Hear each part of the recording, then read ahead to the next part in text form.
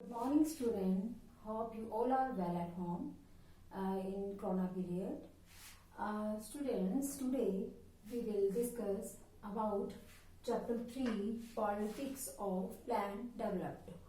In this chapter, today we will discuss the topic of public versus private sector and the major outcome of foundations, green revolutions and land reforms. What is public versus private sector? In public and private sector, we will read about mixed economy. Mix economy in private sector और public sector के बारे में पढ़ेंगे हम बेटा. जब हमारा India आज़ाद हुआ था तो उस समय हमारे जो प्राइम मिनिस्टर थे बेटा उसने उन्होंने मिक्स्ड इकोनॉमी को अडॉप्ट किया था. मिक्स्ड इकोनॉमी मतलब प्राइवेट सेक्टर भी इन्वॉल्व किया था एंड पब्लिक सेक्टर भी इन्वॉल्व किया था. India adopted mixed economy and mixed model criticised by left and rightist. अब जो लेफ्टिस्ट थे और राइटिस्ट थे बेटा वो दोनों के दोनों जो थे इस मिक्स्ड इकोनॉमी से मिक्स्ड मॉडल से नाखुश थे, वो पसंद नहीं कर रहे थे.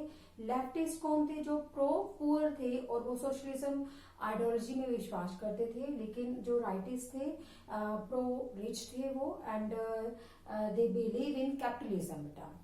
दे बिलीव इन कैपिटलिस्ट आइडियोलॉजी बेटा. Critics argued that the government did not focus on private sector like private capital, especially by way of installing system of license. अब जो क्रिटिक्स थे, क्रिटिक मतलब जो आलोचना करने वाले थे, उन्होंने कहा कि जो गवर्नमेंट है वो प्राइवेट सेक्टर के ऊपर ज्यादा ध्यान नहीं दे रही है, ज्यादा फोकस नहीं कर रही है. जैसे कि प्राइवेट सेक्टर के ऊपर पैसा लगाना या फिर उनको लाइसेंस प्रोवाइड करना, तो वो ये सारी जो फैसिलिटीज है वो जो गवर्नमेंट है वो उनको प्रोवाइड नहीं कर रही है, प्राइवेट सेक्टर के ऊपर पैसा नहीं लगा रही है.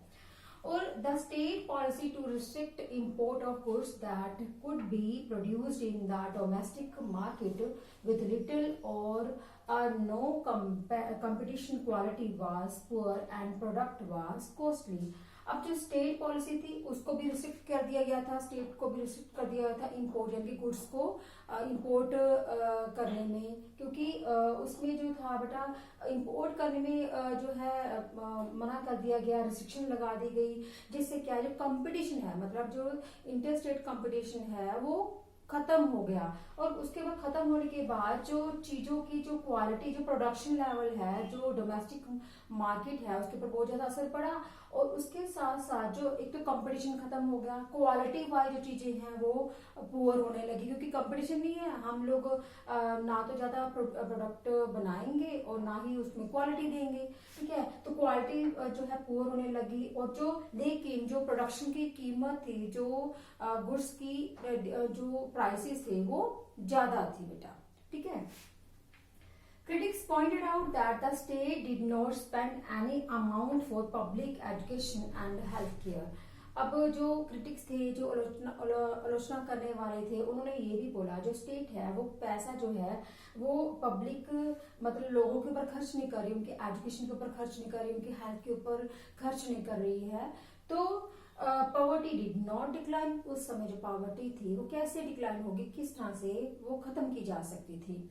अब इसके पब्लिक एंड प्राइवेट सेक्टर के जो आउटकम निकल के आए वो क्या था कि उस समय फिर ज्यादा क्योंकि इस पे पैसा लगाने की जरूरत थी, देश को डेवलप करने की जरूरत थी, तो उस समय द लार्जेस्ट डेवलपमेंट कहाँ किए गए, including Bhakra Nangal dam and Hirakud जो डैम था उसको डेवलप किया गया ताकि इरिगेशन की फैसिलिटी बढ़ाई जा सके और एग्रीकल्चर की प्रोडक्शन को बढ़ाया जा सके. साथ साथ में जो है बेटा मतलब इरिगेशन फैसिलिटी बढ़ाना और जो है इलेक्ट्रिसिटी बढ़ाना, तो पावर सप्लाई बढ़ाना जिससे कि मतलब इलेक्ट्रिसिटी भी जनरेट हो.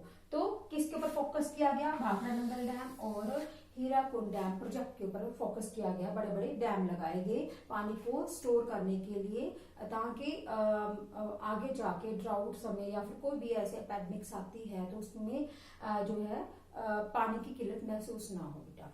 नेक्स्ट है द हैवी इंडस्ट्रीज जो है एस्टेब्लिश करने पर ज्यादा जोर दिया जाने लगा, जैसे कि हैवी इंडस्ट्रीज में आती है स्टील इंडस्ट्री होगी और ऑयल रिफाइनरी होगी, या फिर जो डिफेंस जो है प्रोडक्शन को बढ़ावा दिया जाने लग गया देश के डेवलपमेंट के लिए बेटा। एंड थर्ड जो है infrastructure for transport communication was improved. अब अगर प्रोडक्शन लेवल बढ़ेगा, अगर इंडस्ट्रियलाइजेशन होगा, अगर प्राइवेट एंड पब्लिक सेक्टर मिलके काम करेगा, मिक्स इकोनॉमी होगी, देन आपको अपने जो है प्रोडक्शन को एक जगह से दूसरी जगह पर पहुंचाने के लिए ट्रांसपोर्ट जो फैसिलिटी है वो चाहिए होगी, तो उसके ऊपर ज्यादा जोर दिया जाने लगा। एंड कम्युनिकेशन के ऊपर, कम्युनिकेशन को इम्प्रूव किया गया बेटा। तो ये थे public and private sector chapter 3 में। अब हम पढ़ेंगे कि लैंड रिफॉर्म। लैंड रिफॉर्म क्या थी? लैंड रिफॉर्म मतलब लैंड में सुधार किया गया। लैंड जो पहले थी, इंडिपेंडेंस से पहले जो जिम्मेदारों के हाथ में जो लैंड थी, जो बड़े बड़े जिम्मेदार, बड़े बड़े रिच पर्सन्स के हाथ में लैंड थी, तो उससे रिलेटेड जो है वो कौन से जो है सजेशन दिए गए या कौन से जो है वो उनके ऊपर काम किया गया, मुद्दों के ऊपर काम किया गया। पहला था जिम्मेदारी सिस्टम वाज अबोलिश्ड। जिम्मेदारी सिस्टम जो था वो अबोलिश कर दिया गया। बड़े बड़े जिम्मेदारों के हाथों में जो जमीन थी वो उनसे ले ली गई और वो उनको गरीब किसानों को बांट दी गई बेटा, ठीक है। और सेकंड जो है land were consolidated to be bring small pieces together to increase the farm size. अब लैंड वर कंसोलिडेटेड, कंसोलिडेटेड मतलब पहले क्या था कि जो लैंड के टुकड़े थे, एक यहाँ पर हो गया, फिर 5 मिनट के बाद यहाँ हो गया, फिर यहाँ हो गया, फिर यहाँ हो गया, तो लेकिन इन टुकड़ों के ऊपर खेती करना जो था, अलग अलग खेती करना जो था वो बहुत ज्यादा डिफिकल्ट था। तो क्या किया सरकार ने, इन सारे टुकड़ों को एक जगह पर इकट्ठा कर दिया ताकि प्रोडक्शन लेवल को बढ़ाया जा सके और अच्छे तरीके से जो है एग्रीकल्चर की जा सके। तो लैंड जो है land were consolidated to bring small pieces and together to increase the farm size, इनके फार्म के साइज को बढ़ाया गया। Despite a ceiling. अब सीलिंग का क्या था? सीलिंग का मतलब था कि जो बड़े बड़े जिम्मेदार थे जिनके पास बहुत ज्यादा किले होते थे, बहुत ज्यादा जमीन होती थी, और वो छोटे जो किसान थे उनके पास नहीं होती थी, तो उनसे क्या किया गया, अब ये एक्ट पास कर दिया गया कि जिनके पास मतलब एक पर्सन के पास मतलब इतनी ही जमीन होनी चाहिए, मतलब इससे ज्यादा अगर होगी तो उससे ले ली जाएगी और वो छोटे किसानों को बांट दी जाएगी बेटा। तो सीलिंग था। लैंड सीलिंग में क्या हुआ कि ये निश्चित कर दिया गया कि कितनी जमीन एक पर्सन के पास होनी चाहिए, और अगर उससे ज्यादा जमीन होगी तो वो जमीन उससे ले ली जाएगी और छोटे किसानों को दे दी जाएगी बेटा। अब the tenant who worked on someone else's land were given greater legal security which really implemented. अब देखो टेनेंट जो पट्टे के ऊपर जमीन लेते थे, जो ठेके के ऊपर जमीन लेते थे बड़े बड़े जमींदारों की, तो उनके ऊपर उनका कोई अधिकार नहीं होता था। वो हमेशा मतलब 5-5 साल 10-10 साल उसके ऊपर काम करते थे, और 1/6 पार्ट जो था उनका या 1/4 पार्ट जो था उनको जिम्मेदारों को देना पड़ता था। तो जब वो उन जिम्मेदारों को देते थे तो उनके पास वैसे भी पहले कुछ नहीं होता था, और फिर भी उनको कर के रूप में जिम्मेदारों को वो अदायगी करनी पड़ती थी। तो टेनेंट में क्या हुआ कि जो बड़े बड़े जिम्मेदारों के अंडर जो किसान काम कर रहे थे, ठेके पे जमीन ले रहे थे, तो अगर वो 5-6 साल उनकी जमीन वो मतलब जमीन के ऊपर काम कर रहे हैं, जिम्मेदारों की जमीन के ऊपर काम कर रहे हैं, तो अब ये बना दिया गया था रूल के अगर वो छोटा किसान चाहता है, अगर उसके पास पैसे हैं, तो उन पैसे से उस जमीन को खरीद सकता है, ठीक है। तो ये सिस्टम जो था बेटा वो टेनेंट के लिए किया गया। तो ये थे लैंड रिफॉर्म बेटा। अब नेक्स्ट है, इसी चैप्टर में आपको आया था green revolution. Then green revolution क्या था? ग्रीन रेवोल्यूशन जो था बेटा 1958 की बात है।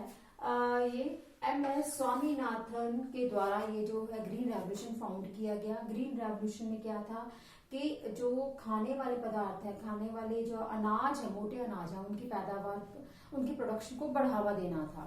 तो उस समय क्या था, एक तो इतनी प्रोडक्शन नहीं होती थी, इतनी फैसिलिटीज नहीं होती थी, इरिगेशन फैसिलिटीज नहीं दी जाती थी, लेकिन अब सरकार ने कहा कि ग्रीन रेवोल्यूशन लानी है और ये एमएस स्वामीनाथन के द्वारा जो है प्रयास किया गया 1958 में। और इस समय जो था बेटा फर्स्ट मतलब प्रोडक्शन लेवल को इंक्रीज करने के लिए मोस्टली जो है फूड प्रोडक्ट्स की प्रोडक्शन को इंक्रीज करने के लिए HYV जो सीड्स थे, अच्छी क्वालिटी के जो सीड्स थे वो यूज किए गए। और इसके साथ साथ जो है अच्छे किस्म के जो फर्टिलाइजर हैं, पेस्टिसाइड्स हैं, और जो है इरिगेशन की फैसिलिटीज को बढ़ाया गया ताकि प्रोडक्शन लेवल ज्यादा बढ़ सके। तो ये पंजाब हरियाणा की अगर बात करें तो पंजाब हरियाणा में जो है इसके जो रिजल्ट थे बहुत अच्छे निकले और प्रोडक्शन लेवल बहुत ज्यादा बढ़ गई। अब प्रोडक्शन लेवल जो इसकी बढ़ गई थी बेटा, तो इसका जो है मेरिट और डीमेरिट दोनों थे बेटा। मेरिट एंड डीमेरिट क्या थे बेटा? ग्रीन रेवोल्यूशन की वजह से तो प्रोडक्शन लेवल तो बढ़ा ही बढ़ा, लेकिन इससे जो छोटे किसान थे और ज्यादा गरीब हो गए और जो बड़े किसान थे और ज्यादा अमीर हो गए, यानी कि जो फर्क था रिच एंड पुअर का और ज्यादा इंक्रीज हो गया। अब इससे पंजाब एंड हरियाणा में प्रोडक्शन लेवल बढ़ा तो उसके किसान अमीर हुए, लेकिन अगर जहां पर इसके जैसे कि दूसरे साइड में जो था, अगर हिमाचल एरिया में देखा जाए, दूसरे एरिया में देखा जाए तो उसके प्रोडक्शन लेवल 0 था बेटा, वैसे ही था जैसे पहले होता था।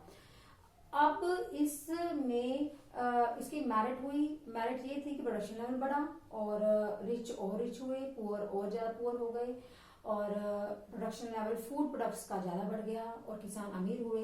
लेकिन अगर हम डीमेरिट की तरफ देखें, डीमेरिट में क्या था कि सॉइल इरोजन हुआ। सॉइल इरोजन कैसे हुआ? क्योंकि हमने बहुत ज्यादा अबंडेंट मात्रा में पेस्टिसाइड्स और फर्टिलाइजर्स वगैरह यूज किए, और जिसकी वजह से जो है जो सॉइल है वो इरोजन हो गया बेटा। और पोल्यूशन हुआ क्योंकि हम पेस्टिसाइड यूज कर रहे थे, हम मशीनरी यूज करने लगे थे, तो उससे भी क्या हुआ बेटा? आप पोल्यूशन हुआ। तो ग्रीन रेवोल्यूशन का जहां मेरिट थे उसके साथ साथ उसके डीमेरिट भी आपको देखने को मिले बेटा। इस चैप्टर में आज हम अभी ये करेंगे बेटा। नेक्स्ट टॉपिक में अब हम इसके अलावा जो है व्हाइट रेवोल्यूशन के बारे में पढ़ेंगे, और ये चैप्टर जो है इसमें हम नीति आयोग के बारे में पढ़ेंगे बेटा। Okay, I hope you understood about this topic, and if you have any query then ask me and message me. Okay, have a nice day.